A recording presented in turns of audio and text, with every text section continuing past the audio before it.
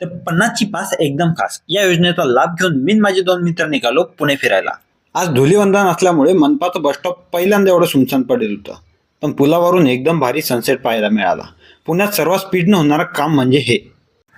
मग मी गेलो शनिवार वाड्यात गेल्यावर पाहिलं की इथं काहीच पब्लिक नव्हती आणि त्यातल्या त्यात शनिवार वाडाच बंद होता.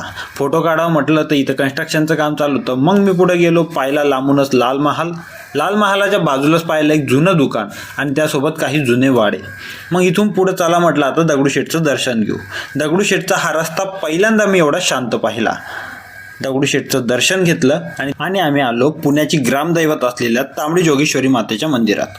मग आम्ही गेलो शनिवार वाड्याच्या अगदी जवळ असलेल्या अमृतेश्वर सिद्धेश्वर मंदिरात. हे प्राचीन असं शिवमंदिर आहे. या मंदिरात गेल्यावर मला खूप शांतता अनुभवायला मिळाली. या मंदिरात खूप छान अशी महादेवाची पिंड आहे.